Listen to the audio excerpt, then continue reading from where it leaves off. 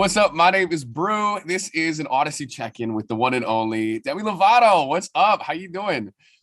I'm good. How are you? Doing amazing. It's so good to see you. So glad you're back. I have so many questions for you, but I feel like I've been catching up with you via TikTok lately. Like I'm following all your adventures, what Yeah. you're up to. My favorite one I saw was the Dr. Wu who hooked you up with that spiderweb shoulder tattoo. Yeah. That's so Yeah. fun. See, what's the meaning behind it? Or is it just a cool tattoo you wanted to go with?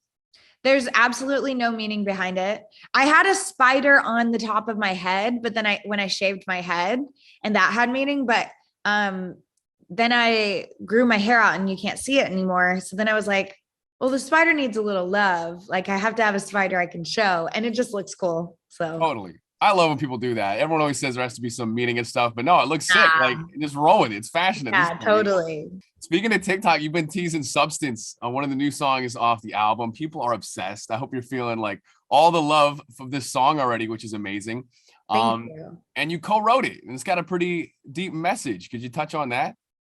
Yeah, so I got to write it with my co-writers, Laura Veltz. I also wrote it with an artist named Jutes and my producer Oak and the other producers on the record that we wrote it with were Alex Niceforo and Keith Sorrells. And we had like a really, really great time writing this song. It was about, there was just, I feel like we live in a world that lacks so much depth, like human connection. We're all we're all connecting through social media and we won't see a friend for 3 years but we'll be talking on social media all the time. And it's like that human connection is what we're missing. It's also like we're also intaking the content that we intake as like trashy reality television. And it's just like, where is the depth in this world? And so that's what I wrote Substance about.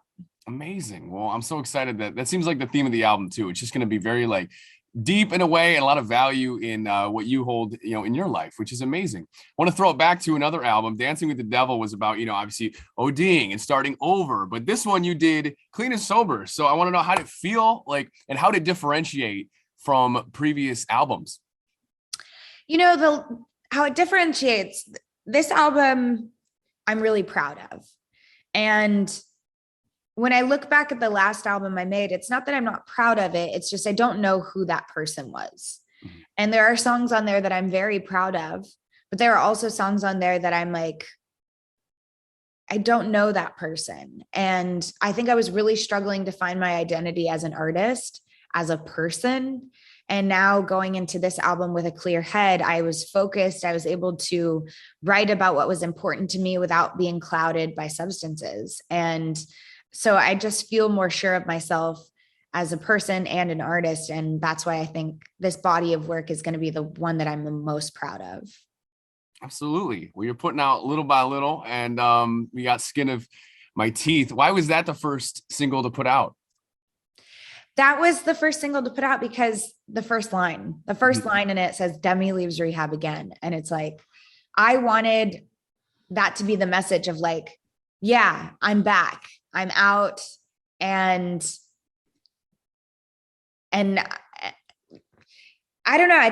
I wanted it to be like a message. I saw the headlines of when I got out of treatment and I just wanted to kind of like make a statement. So that was the first song that I went with. And then this is the single that we'll be pushing to radio and all that good stuff. So, yeah, that one was more of like kind of like a statement. This one's more of like a real single. Absolutely. For sure. Well, you said this whole new project, it's definitely rock and roll, but more importantly, it's a rebirth. And I'm curious, is that for you as a whole? Is it musically? Is it spiritually? I would say me as a whole, like me going back to my roots is obviously something that has to do with my music. Going back to my roots, like the music that I started out making, which was pop rock and influenced by my Warped Tour emo days.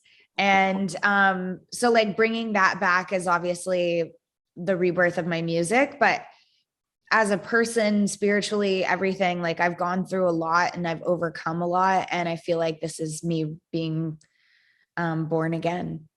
For sure. I love talking about the roots. If we can go back to those, what are some of those influences, especially in the rock genre that, you kind of pick parts of? Well, the band that really influenced and kind of turned my head and said, wow, I really want to go back to this is a band called Dead Sarah. Mm, And they came out with an album last year that I was just became obsessed with. And that's really what like made me want to go back to my roots, was seeing them perform live, and was just like, wow, I miss that. I miss performing that kind of music. But, you know, there's like a lot of 90s grunge and artists and females that kicked ass back then that I'm still listening to. There's artists from my emo days that I'm listening to. So it's just a little bit of everything. totally. And Dead Sarah, they're hitting the road with you. So is Royal and the Serpent. Yeah. Any fun reactions? Because I can only imagine getting a call from Demi Lovato, be like, you wanna roll on tour? Like, how did that go?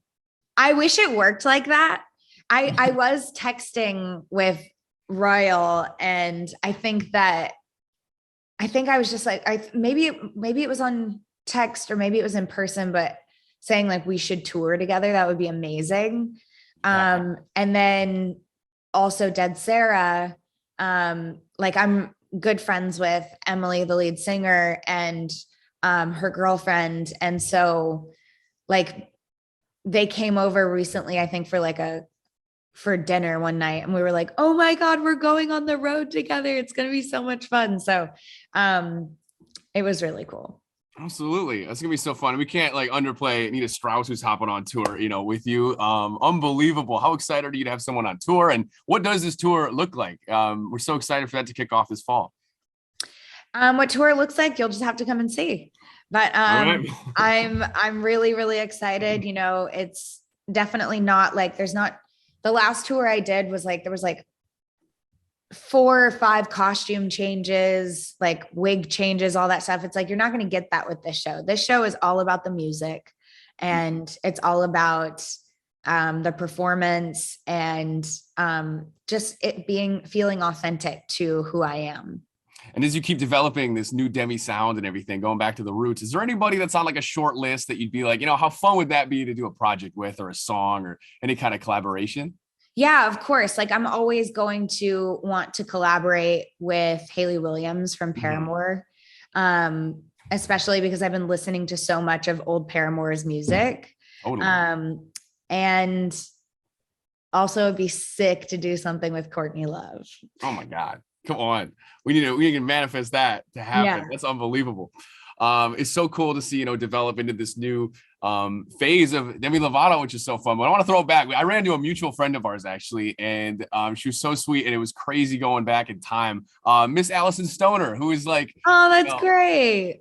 What a sweet human. And I had to bring it up because I saw it like on my phone. I was like, you Camp Rock was 14 years ago. And she's like, it feels like 30, honestly.